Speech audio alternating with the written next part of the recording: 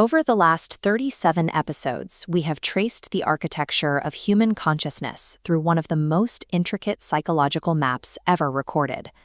Mapping the terrain is the necessary first step. Walking it is the next. These disciplines were forged in the silent isolation of the Himalayas to address the universal human condition. In a world defined by constant digital stimulation and fractured attention, the internal stability offered by this philosophy remains an immediate necessity. The texts themselves highlight the gap between description and experience. The Hatha Yoga Pradipika points out that hearing a description of chocolate is fundamentally different from the act of tasting it. The end of our theoretical study marks the beginning of the true practice.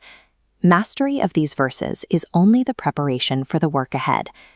Patanjali's entire system rests on a single, precise diagnosis: Yoga Chitta Vritti Nirodha. Yoga is the cessation of the fluctuations of the mind. Patanjali identifies chitta, our mento-emotional energy, as a lake. When agitated by thoughts, the surface remains opaque, churned into endless whirlpools. When this turbulence settles, the water becomes transparent. Only then can we perceive the unchanging spiritual essence resting silently at the bottom. Suffering occurs when we identify with the ripples. We mistake the temporary chaos of our thoughts for our true self, losing sight of the silent observer looking into the water.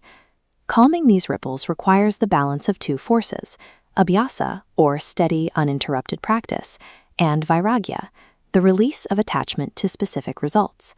Abhyasa is a lifelong commitment. As seen in this practitioner maintaining steady breath control, it is the patient act of returning the wandering mind to a single focus.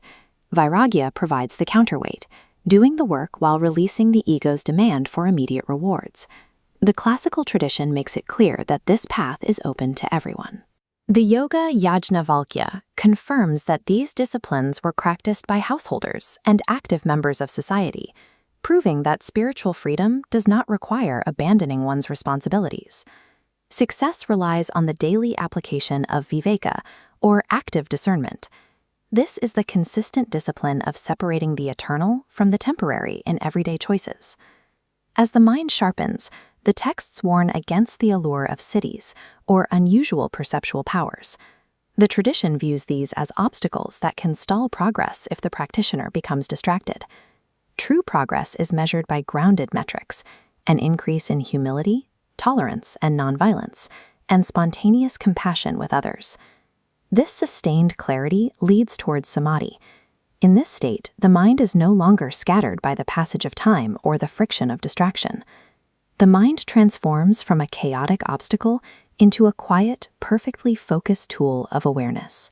This leads to the final question of our journey. When the mind is finally stilled and the reactive ego falls silent, what remains?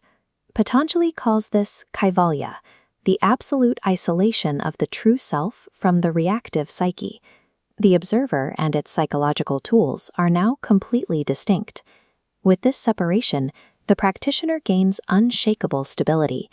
Actions are no longer blind reactions, but movements born from pure clarity.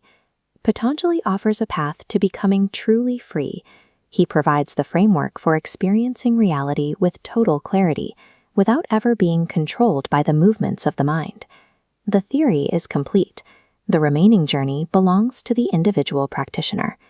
2 millennia ago, Patanjali codified a rigorous discipline for understanding the mind and discovering the freedom that lies beyond it.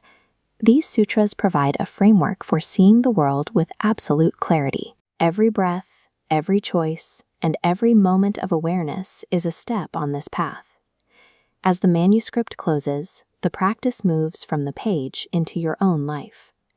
May your efforts be steady, may your wisdom deepen, and your mind settle into the stillness of Kaivalya. Thank you for joining Pratik Vedic on this complete journey through the Yoga Sutras of Patanjali. Until our next exploration into the timeless wisdom of Sanatana Dharma. Namaste.